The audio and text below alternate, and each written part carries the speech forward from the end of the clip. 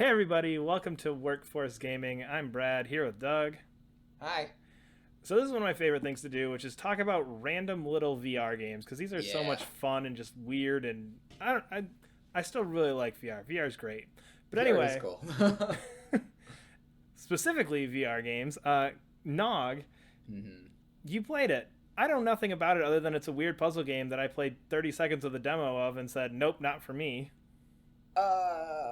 Yeah, this is not for you. I don't like um, puzzle games. yeah, this is probably like a weird genre of puzzle games. I've only like discovered recently. These have been on phones for a while, so like I guess I don't know why I've discovered this like only recently. I guess these are called like puzzle box games. I maybe that's the genre. I'm not quite I sure, That's new to but me. yeah, but it's basically like they give you a puzzle that you don't know that you don't even know the mechanics of before you start playing. Um, you don't, and like basically part of the puzzle is learning how the puzzle even works before you start solving That it. sounds so painful. It's so good. Static Oh is actually the god. best example of this. If you want a cool game, Static is definitely it. We'll talk. I might talk about that one later. I actually got to purchase the full version of that. Based on the demo, it's a really Dude, oh man, it's so good. Anyway, So Nog. Nog. So Nog is first. It's not just a VR game. If you have if you do have a VR, this is a very cool game that also plays in VR. Would highly recommend getting the VR version if you can.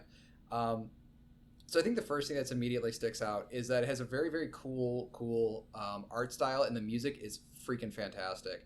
It has this it's a very heavy graphic design art style that kind of reminds me of like Parappa the Rapper. Hohokum, I guess, is another one that Yeah, I would that immediately like stick out. real cutesy art style, like colorful and fun and Yeah, but it's also got like this very very weird sensibilities, like something like that would come out of an art school, as opposed to like if like as an art school as opposed to just being like inherently cutesy like Lisa Frank or something like that.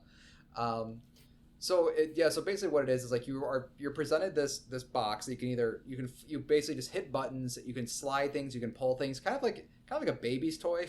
I guess is like really the best way to describe it. Like if you see like really really like early childhood toys, you just have like these boards that have like flips and there's pulleys yeah, and and you things. slide them and they make noise and it's all about just moving stuff around.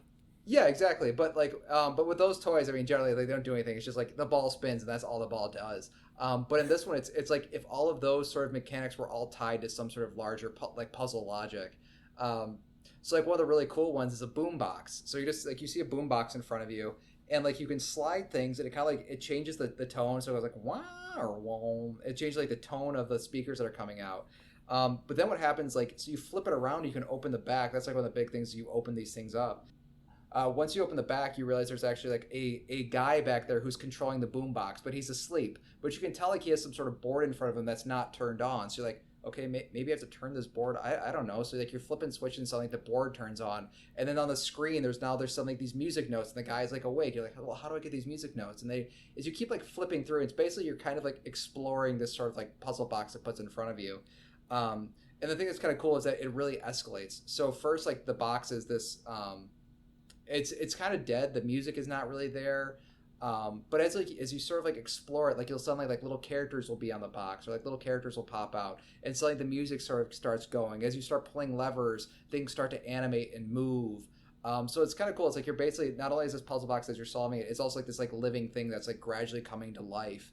And then once you finally solve the puzzle at the end, all the puzzle boxes kind of look like a face, and then so everything is turned on this thing, all these buzzes are whirring, and then the box sings. It Okay. sings and it does like these like weird like light show around you, and it's really really neat in 3D in VR. But it's just it feels like a really nice finale, like once you figured it out, like once you figure out this weird logic of whatever it is, whether it's fixing a boombox, selling candy at a candy store, feeding a mouse, or like Wait, so all these boxes are doing these specific things. Like this box's purpose is to feed a mouse. yeah, well, kind of. It's just like when you open the back of the box, like for the boombox, when you open the back of the box, there's like a music producer there who needs to make music. Okay. There's one that's like a candy store. When you flip it open the back, there's like a person sitting at a candy booth, and it's all like broken down and stuff. But like, and what you need to do is you need to make her candy thing successful. But it's all occurring like in this little world of the box. They actually, do you know what? Have you seen like? Do you remember Mighty Max or Polly Pocket? Yeah. It's that. That is what it is. Okay. Like the developers like specifically said they drew their inspiration from that. So like the outside is one thing, but when you open up, there's this whole like world Yeah. inside. Um, So mhm. in terms of this, like, are you getting better and figuring out like standard things as you go through this? Like, do you get better at this, or is it every single one is just this completely new experience? Like, Puzzle Mhm. 1 and Puzzle 20, are they operated the same way? Like, if I guess what I'm trying to ask is, Mhm. from my perspective, the thing I hate about these types of games is I feel like there's no sense of progression. Like, I feel like I'm just as stuck on Puzzle 1 as I am on Puzzle 20, whereas something Yeah. like if I'm playing through Halo or whatever, like, I am clearly better at what this game wants me to do by the end of the game than I was at the beginning. No, no, it's the first part that you don't like for sure. Oh, okay, cool. Because what it is like the mechanics like really are you can push a button, you can turn a button, you can like flip a switch, or you can like it's basically you can like either turn like literally push a button, turn a dial, or slide a thing, and like that's it. It's those basic mechanics, and then they apply them in like completely different ways. So like you can't be better at pushing buttons. You just know, okay, I can push buttons, So, or I like, can't do this. but like, you don't get to, like, by the end, you're not like understanding, like, okay, there's a knob. I know that when I turn the knob to the right, this always happens. When I turn the knob to the left, or like every time you turn every single knob, something different happens. Yeah, exactly. Yeah, exactly. And it goes along with whatever story it's trying to tell. So if it's like like there's one that's a spaceship and you're trying to fix a spaceship. So like turning the knob on the spaceship actually like sends a guy out in a spacesuit and he'll like flip around and fix stuff. Or maybe like that button is like the oxygen level for this one or something like that. You know what I mean? But it's like it's just like those really simple it's kind of like The Witness that you also hate. Where you have like I don't like very, puzzle games. no, yeah, where you have like a very simple mechanic that's applied in many different ways. So yeah, it's just a really I really really loved it. I think if you like any sort of puzzle games like this, like very few and far between. I think The Witness. There's one called there's one on iPhone. It's called like The Box or something. It's like Box 1, 2, and 3, or I can't remember what it's called. But it's a fairly popular series. But if you like those sort of puzzle box series, or escape room games, it's really really cool. But yeah, if you just don't like those things, like Brad doesn't like those things, I'm not going to be able to convince you that you're going to like it.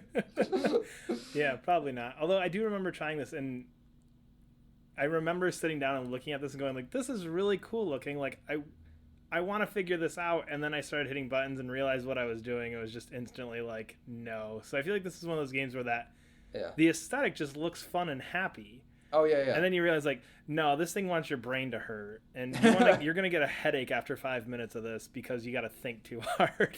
Yeah, I mean, it definitely goes with the expectation that you do not like. It really plays around with the fact that you do not know what you're doing. Like, it expects you to not know what the hell you're doing for like the first half of the puzzle, and then once you figure out what you're doing, that is when you actually can complete the puzzle. This is a game that I would play, and it's the reason I stopped playing The Witness. Is I feel like I need a walkthrough in front of me. Dude, oh man, it bums me out because I love The Witness. That's what I do. That's why I stopped playing The Witness, is because like after like a certain point, I was just like, this is stupid. Like, I'm just running in circles trying to figure out what to do. I'll just pull a walkthrough up and it will show me what to do, and then I can just solve the damn line puzzle. I will say completing The Witness without a guide is like one of my like best gaming achievements, because that game is like some of the puzzle logic in that is like absolutely insane what they ask you to do. Yeah. Even in the first hour that I played. Yeah. Great game. I mean, if you like these sort of games, you're gonna love it. I would say try the demo first. And it's like, again, it's like I missed the whole VR aspect, but the VR aspect's really cool because you can actually like you can actually like look around the box and like get really really close and see whatever's going on inside the box that you can't really do in the non VR version of it. Cool. Yeah. All right. That's it. Abrupt ending. Anyway, we are Workforce Gaming. You can follow us on Twitter at Workforce Gaming. Subscribe on YouTube or wherever else you're listening, and we will see you later. Bye.